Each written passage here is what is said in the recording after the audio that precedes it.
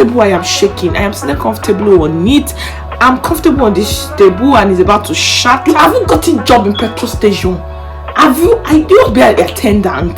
Do you want to lose your job? Being a nurse is actually forgetting to nurture yourself sometimes, neglecting yourself while taking care of other people.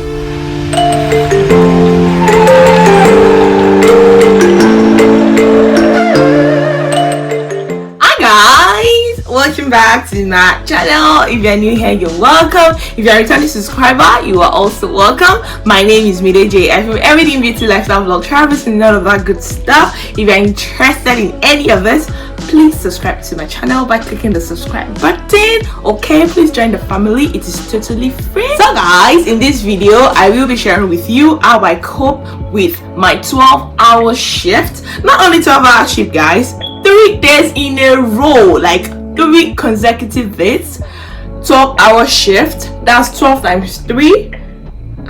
That's 36 hours on my feet. It's crazy. If you are a nurse watching this video, just hold up. This might be the video you need to get out of that very cranky way you feel whenever you go on this tedious shift or duty. So if you really want to know how I do it, just keep watching. Okay, hold up. I just want you to know that working 12-hour shift as a nurse in Nigeria, for instance, is totally different from actually working as a nurse and NHS nurse in the UK for 12 hours. It is a total different ballgame entirely. And then no matter what I say on how it is, you might not really understand until you get here and experience it. And I think that is usually because we have many things to work with here. In Nigeria, you can easily say, there is no glove, I'm not doing that thing. There is no this, there's no needle, I'm not going to do it. Over here, we have a lot of things to work with. There are gloves, there are syringes. See, NHS ensure that they provide a lot of things to make the work easy and efficient. Like, you have things to work with. So what is your excuse? You haven't gotten job in petrol station. Have you? I do not be an attendant. Do you want to lose your job? You can't just afford to do some things here. This is not a bash nursing in Nigeria, okay? But I'm just telling it the way it is. I'm spilling facts here today, guys. Spilling facts are nothing. That is it. I usually love working 3 days on a row. Like, I love long days a lot because sometimes I don't like the idea of doing early or late shift and then you do that for 4 days in a week, because you have to cover about 37.5 hours in a week. And the first thing I usually do is that I ensure that I rest prior to your 3 days shift or your 12-hour shift. Okay, ensure you rest. You don't want to be cranky. If you don't rest, you wake up cranky, you wake up with headache, you wake up with that fluctuation in your behavior and attitude, you wake up with a lot of things you might not even think of, and then you get to work, you're unnecessarily tired, you have sleepy eyes, eye bags here and there, your eyes are heavy. You know, I know the struggle, I've been there. So ensure that you rest prior to your shift. And then guys, another thing that will help you is to go with a positive mindset. There's something I do now lately that really helps me. Before I go to work, I give myself like a TED talk, because usually my work is not far to my house. So I just walk down to work and I walk down to work. If that makes sense. Yeah. So I tell myself I will do everything possible today to ensure that I attend to my patients efficiently. I do my work, dutifully. I give myself that heads up. And guys, the way nursing profession is, you don't really know the patients you're going to meet on the ward that day. You don't know how they are as a person or their needs, how to nurture them back to quality life. You don't know what they myself. Go with a positive mindset. No matter what's happening today, I'm smashing it. I'm getting over it. I'm conquering. Okay, if you do this, it will really help you. I've been doing that lately, and trust me, when I go to work, I come back, I'm happy. Another thing you should do, guys, is that ensure that you go to work with food. Sometimes you don't even have time to order foods and start going to restaurants. Okay, cook, bulk cook. Prep your cooking. I do that a day because I don't really like the idea of food staying so long in the fridge or freezer. So a day to when I'll be going for the 3 days on the row, or it depends on how my shift is. I ensure I cook ahead of time. Cook what you're gonna eat, something that will refresh you, energize you, give you that calorie you need to work efficiently. Food is important. See, sometimes I'm telling myself, this is NHS work. If you don't eat, one day, God forbid, you just slump, because you will not have that energy. You need energy. People that don't eat, I don't know how they do it though, but me, I eat. Take fruits, take snacks, because sometimes you might have to snack in between work. During your breaks, you might have to snack. So eat, take food, and then don't forget to take a bottle or bottles of water. You need about 2 to 3 liters of fluids in a day. You have to encourage yourself to tolerate orally. Take fluids. You might get dehydrated as you work. I get my mouth. Sometimes I would have run when there's discharge going here, admission going there, medication rounds, and all of that stuff. Before you know it, you are dry. And then I am not a coffee person. I think there are some nurses who take coffee. That's okay. I'm more of an hot chocolate person. So please take fluids. And coffee tends to dry you out quickly. Maybe the caffeine in it, I don't know, but then it just makes you get dry. I'm not a coffee person. It makes my head swell. I see my head does like this. You know that feeling. So that's why I don't take coffee. But if you're like that, a coffee person, you compulsorily need fluids. Everyone needs fluids. You need fluids to stay hydrated. Okay, so that, guys, ensure that you don't leave your house too late. Like, leave early enough. I walk to work, I trek, but there are many people who take buses, jump buses, drive to work. So you need to wake up early, have your bath, freshen up, do the necessary things, your morning routine to get to work. Okay, because it's actually essential you get to work early, apart from the fact that you have to, because it's a norm, it's what is expected of you as an employee or a nursing professional. It gives you enough time to get your handover when you get to work and go through it, reminisce on it, look at it, take in whatever you want to take in and meditate on it. When you're late, you are unnecessarily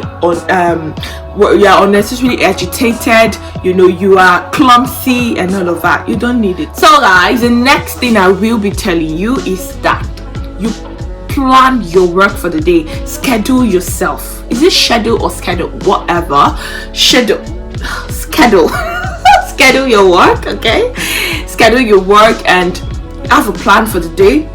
Know what you want to do, not you just been walking around your world not even knowing what to do. No, plan yourself. After this I'm doing that.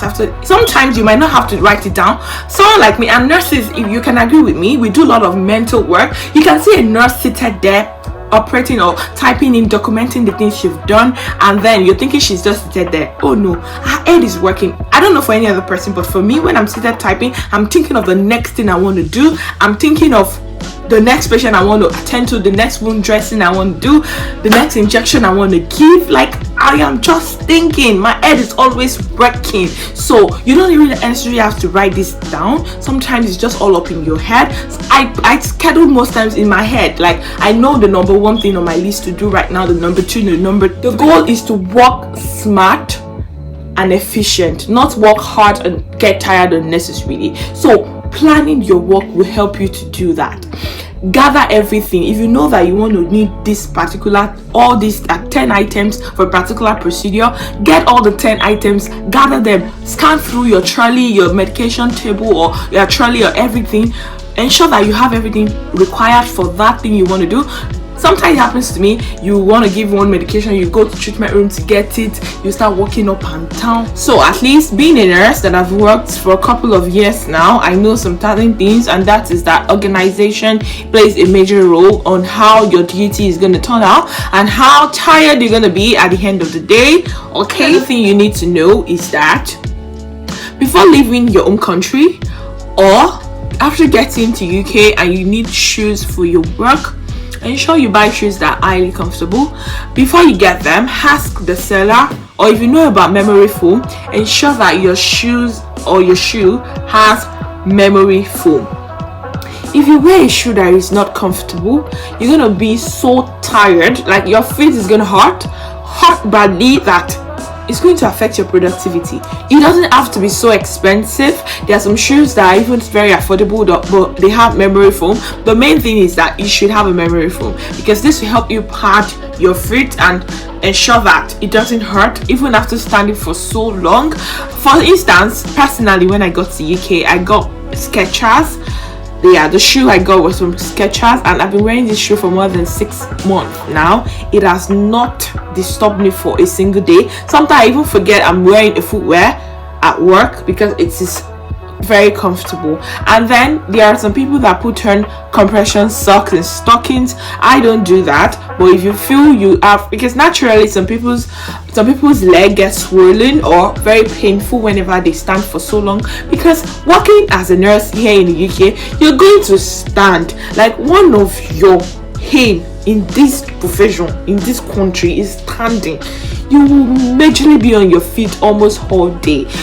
You need a comfortable shoe. Then guys, ensure that you release your bladder when necessary. Some of us, we tend to hold large amount of urine in our bladder, and shout out to nurses. If you're a nurse watching this video, I want you to know that you're beautiful. I want you to know that you're strong. Well done, because like, it's not easy. Being a nurse is actually forgetting to nurture yourself sometimes, neglecting yourself while taking care of other people. If you agree with me, please let me know, because that is just what nursing is sometimes, and it's just alarming. Like, you are pressed, you can't even go to the toilet because you are busy with that injection, that medication, that procedure you're doing. Please find time to always release your bladder. You don't want to give room for microbes growing in your bladder, and you end up with urinary tract infection, you end up with kidney problems. You know, in as much as we forget to drink fluids, we also forget to release our bladder, let alone move our bowel. There are many times my tummy is doing, you know that sound, and then you can't even leave what you are doing at that point. Like, so please give yourself some time, nurture yourself too.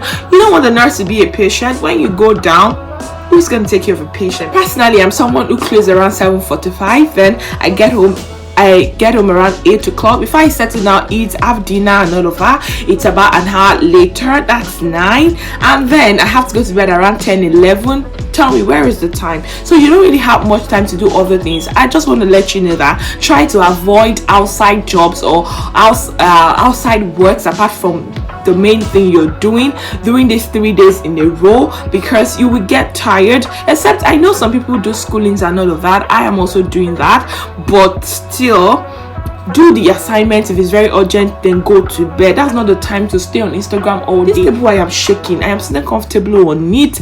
I'm comfortable on this table and it's about to shatter. But then truth has to be told, no matter what.